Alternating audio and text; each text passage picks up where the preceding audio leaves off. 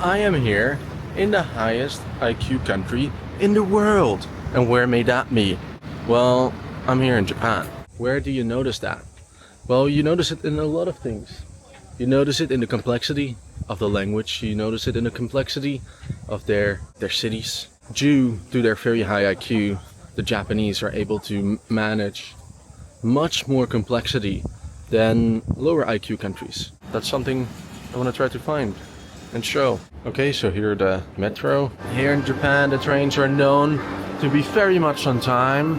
All the time. I'd say the buses are not, pretty consistently not. Here is another example of Japan's high complexity, which it has because it's such a high IQ society. Here you can see you have plastic sorted much more than we sorted in Europe. Like here you have plastic bottles, which is one type of plastic polymer, and then you have like milk curtains and stuff, which is a different combination of plastic and paper. And then here you have aluminum cans and then steel cans separate from aluminum cans because they have to be recycled separately using a different process, and then food trays separate and so on. This means a lot more complexity for the people having to recycle, the daily citizens, but it also means that it's much easier to recycle stuff on an industrial scale for companies and the government because recycled goods are better separated, because a lot of these different kinds of waste can't be recycled together. They just don't melt together, you know?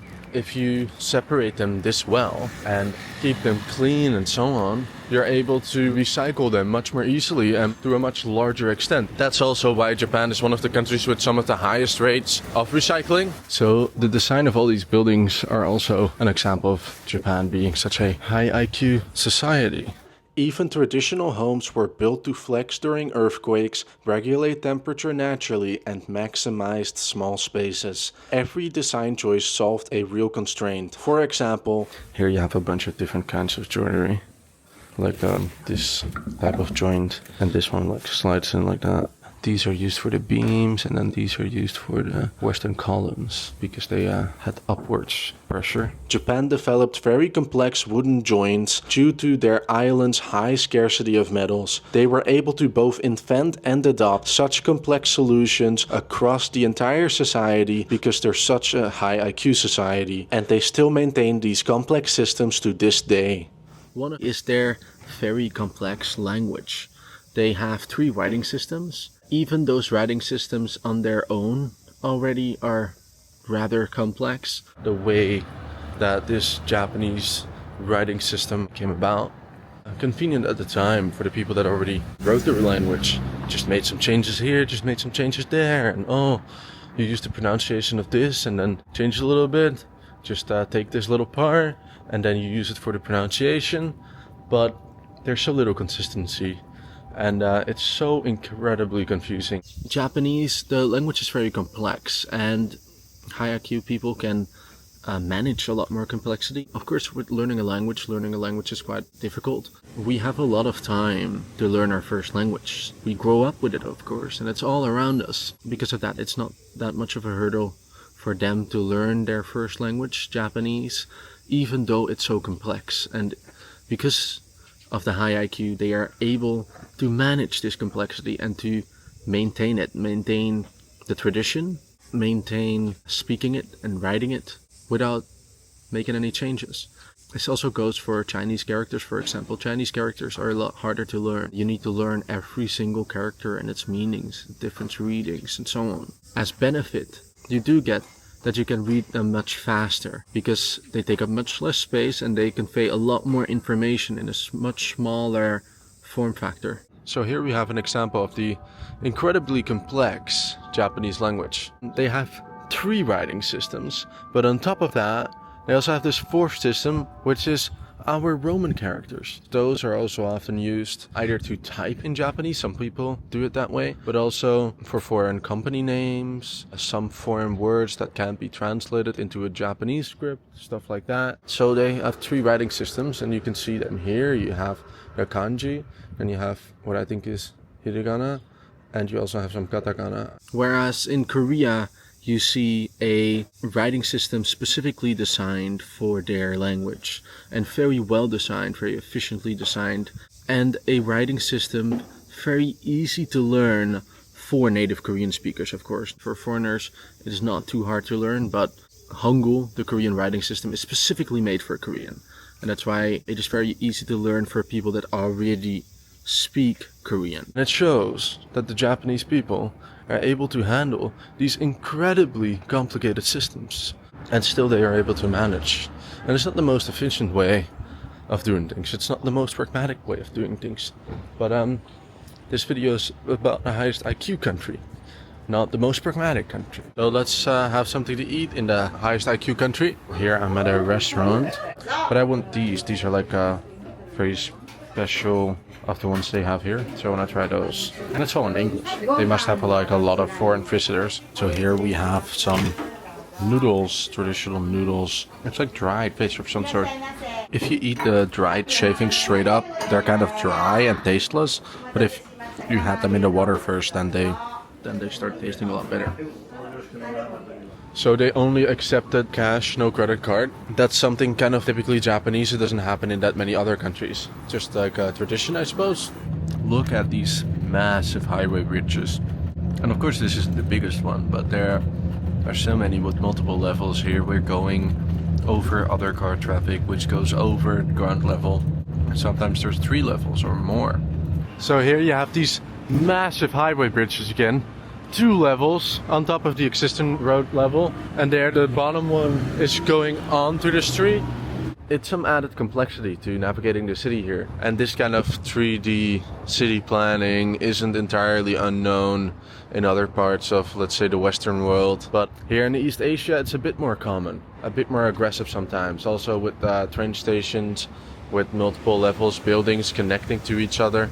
It's more common here than other parts of the world. Under the bridge, they have room for all these shops, also shielded from the sun and so on. So in South Korea, this is very common too. But here, under the road, you have this shopping mall, kind of, with all these different exits as like a second level, like a kind of underground city. That is very common in these East Asian countries. I'm trying to get to the bus station. Here again, another example. The bus center is on the 3rd floor here. We are currently at B1, which is 1 level underground. And there's a bunch of other things, like all these different levels. Then you have to navigate through that. Let's just take the elevator. Here you can see we are on the 3rd floor of the building. This is where the buses arrive. Over there you can see the lower level. And this is like an off-ramp from the 3rd floor to ground level, which is quite a strange place to have your bus terminal. But that's how it works here. I don't know how they came to decide to do it on the 3rd floor. Maybe because the other floors, they want to keep them more easily accessible to people. But it still seems like quite a complicated way to do it. To build a building that is able to support bus traffic on its 3rd level. It's just kind of crazy. And then there's levels extending above that as well. You do see similar things as well in other East Asian countries, but in the West it's less common. They have so many of these roofed shopping streets, and this one, it's broken up by a road, but it's still covered. You just have to wait for the traffic light and then you go to the other side. Japan is a very high IQ society, but it has materialized in certain ways just because of the decisions made and the laws and the history and other qualities that the people hold. One of the results here in Japan is they have a very car-dominated society. Their cities are also very car-dominated. And in Europe, you can find a lot of examples of cities that are much less car-dominated, that are more favorable for pedestrians. But here, because it is so car-dominated, they have a lot of these walkways. They're very common. They're not as common in a lot of Europe. But here it was a way to solve not being able to cross the street with so many cars on it. And it's very common. And it's not ideal having to go up and down or down and up for the underpasses. It's more convenient for the cars. But still, it does kind of solve the problem. And they're very frequent. There's also crosswalks like here, of course. But the overpasses, you don't have to wait, you know. So that is a benefit. And also it is so car dominated that cars don't even have to stop for the pedestrian traffic lights. They just have to make sure they don't run anyone over. And that also shows how cars are more the priority. So a lot of examples that I've been able to give of Japan being a high IQ society. Of course, it being the very highest IQ on most tests, most of the time. Doesn't make it that different from like the second highest and the third highest. But there are some signs, and I'm able to show some of them, but not all of them are all that universal. Some of them, like the garbage collection and the complexity of that, is a very good example, because all Japanese people have to handle that kind of complexity in their lives. But for example, the trains generally always being on time is a little bit less of an example. To have these complicated systems and have them function like you want to, you only kind of need the top portion of a society to be high IQ, to be able to organize these kinds of systems in a way that's efficient and effective. Not everyone has to have that kind of competence, or not everyone has to be able to handle that kind of complexity, because the complexity in Japan's public transportation doesn't necessarily differ that much from every country. You have some of these coin lockers. These are like the old ones where you just put in coins. That's the only way to do it.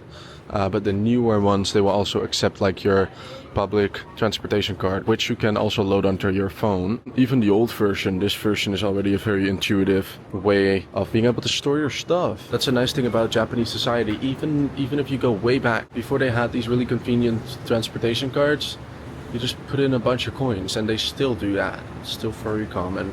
These are still in use. I don't know how old they are, but must be a few decades. And they look in pretty good shape. They don't seem to have weathered too much. It's still the same old system. And that goes for a lot of things. Like they still use a lot of cash here. And that's not an exclusive thing to a high IQ society. But the fact that they are able to keep it all working, they give you some different options, and they don't always, but there are many times when they do. That's a nice thing. Another example of Japan's higher IQ is more complex jobs. Like this guy both rides the truck and he goes out to take out the trash and put it in the truck. On the top there is more like recyclable plastics, and over there you have like recyclable paper, recycled cardboard, and so on. And then over there you have more general waste, which is more elaborate than it is in some countries. In Europe there is some separation, but it depends on the country and on the jurisdiction, and in some countries it is nothing or very little separation. I'm at a Kobe beef restaurant. Kobe beef is some of like the most famous beef here in Japan. It's considered very high quality. So everywhere where they have real Kobe beef, they have one of these? Always? Yeah, so this To like Kobe prove that it's real? This Yeah. champion turkey. Very nice. Okay, interesting. You use some beef fat to like Yes. oil it up. So first? this Kobe beef oil. Yeah. Kobe beef style. So we don't contaminate the beef with non-Kobe beef, you know?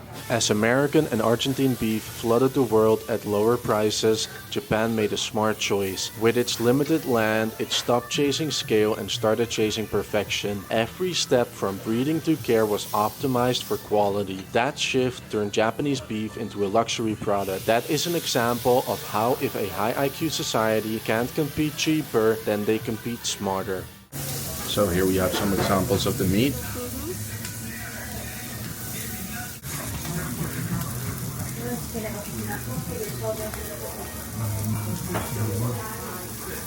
This salt or wasabi is the best. Yeah? Okay. Let me try some salt first then. Yes. Very good. But this one is already marinated, right? So Kobe beef is like the most famous beef in Japan because they have a very complicated test Yes. that you have to pass to be able to call it Kobe beef. So it has to be very high quality. Yes. And that yes. means many different things, like very clean, the cow has to eat grass and stuff. Okay, so she said that garlic is really good on this one.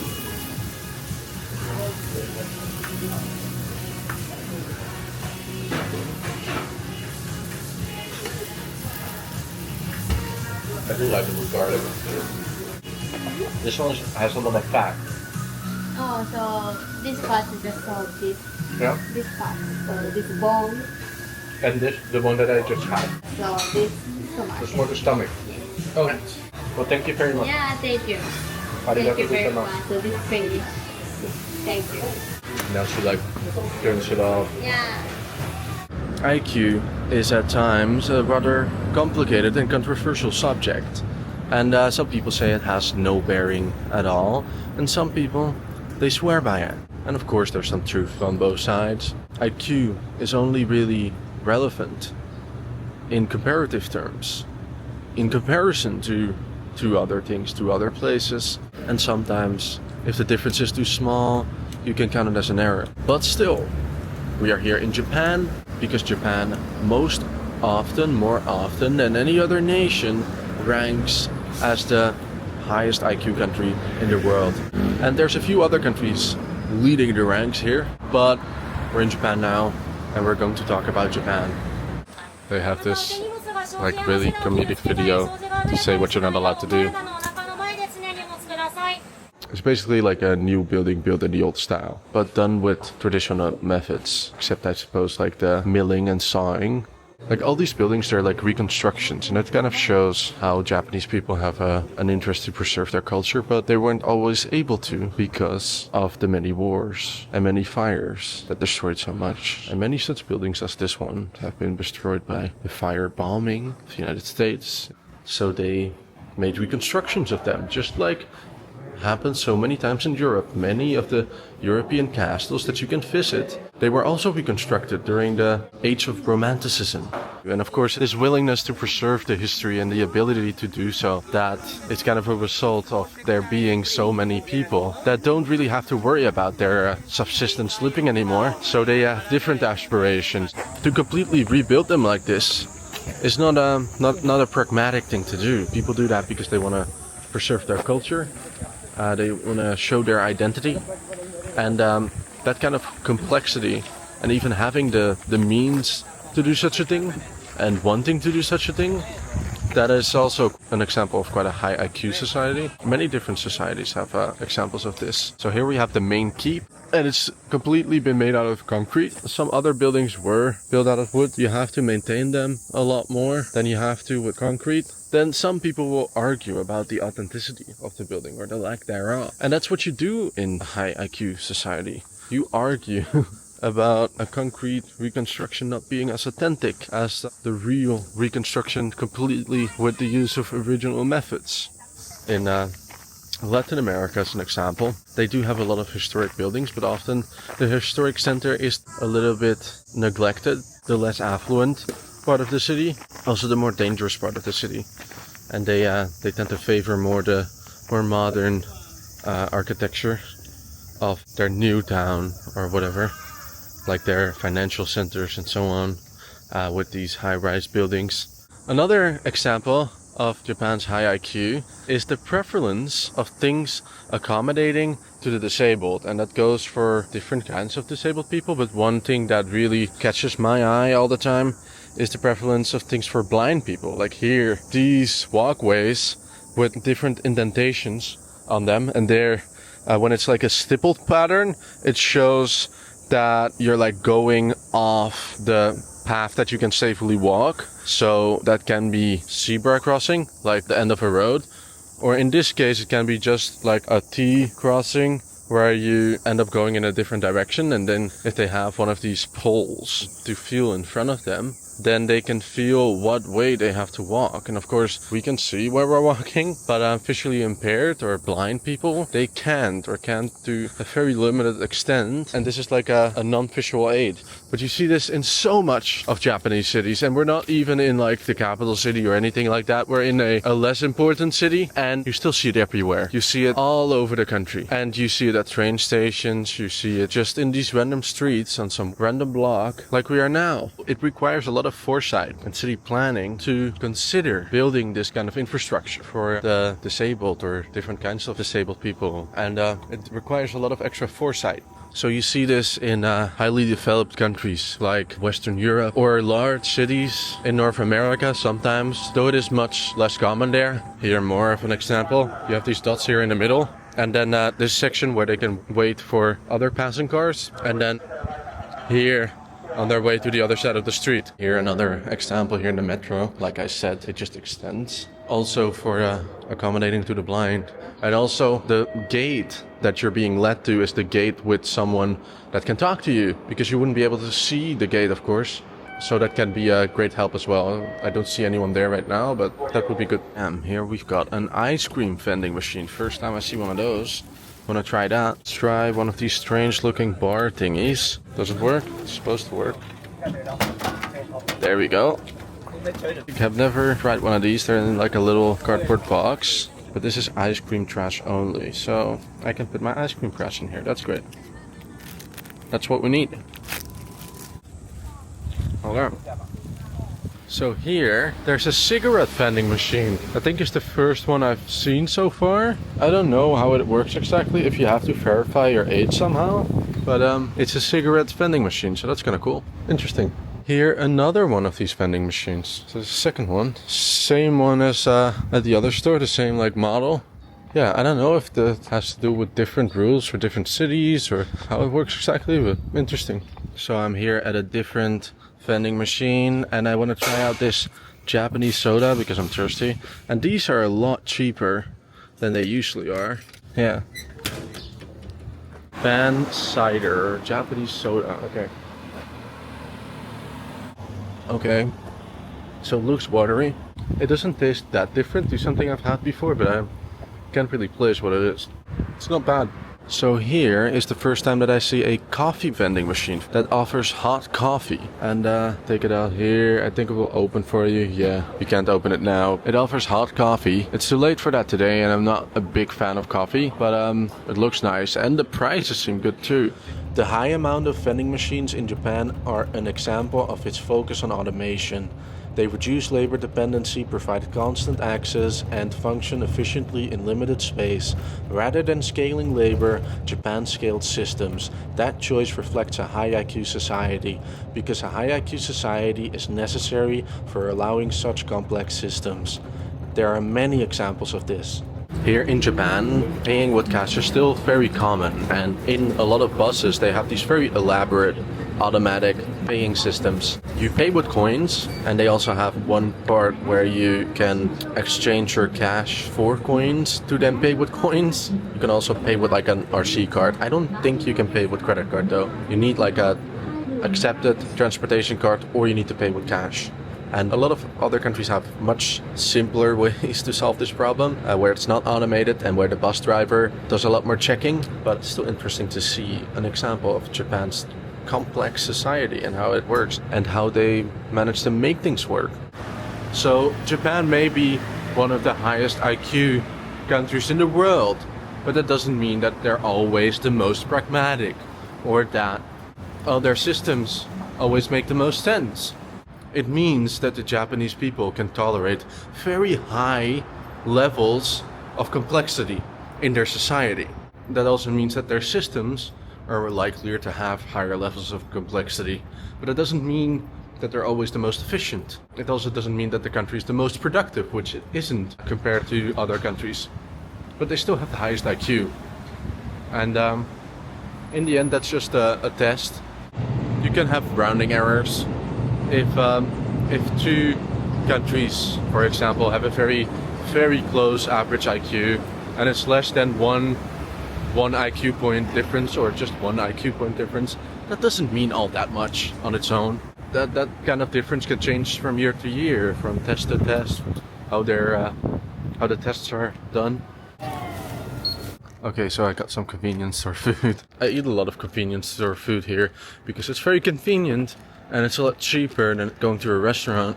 It's a pretty decent way to feed yourself, you know? The food is decent and decently healthy. It's better than a lot of Western countries, especially North America, the United States and Canada, but also a lot of countries in South America aren't the most healthy with most of their food options. Here I am at 7-Eleven, one of those many convenience stores here in Japan. And it's very convenient. You don't only have them in Japan, you also have them in Korea and in Thailand and in Malaysia. Most countries in East Asia and Southeast Asia, they have these convenience stores. That may not make it a great example of a high IQ society, Even despite that, most of them are Japanese companies. Here you have some things you might quickly need, from face masks to basic makeup stuff. And here you have all kinds of basic food. A lot of food that's very easy to eat and prepare very quickly. A lot of them are quite healthy options and quite cheap, and that's very beneficial. They do tend to have these little packets of melon and sometimes one with random fruits. They also have these sandwiches that I like, mainly like the one with egg and the one with egg and ham. And here you have a bunch of coffee, then you have a bunch of tea, because that's super common here. Water, alcoholic stuff. A bunch of different ice creams, ramen noodles. Here they have some different pastries and stuff, chips, candies, charging cables if you're really in need. Oh, and some umbrellas. I hope you enjoyed this video about the highest IQ country. If you did, consider watching another video, maybe subscribing to my channel. I also offer channel memberships for the people interested. You can get early access to new videos and see extended cuts of upcoming videos. And there's also links to my Telegram, Instagram, TikTok, and so on, all down in the description and on my channel page. If you disagree with anything on this video about the highest IQ country, say it in the comments. Maybe there's something that you think is inaccurate, some mistake that I made, something that you think I should have done differently. Any advice is welcome. Tell me in the comments.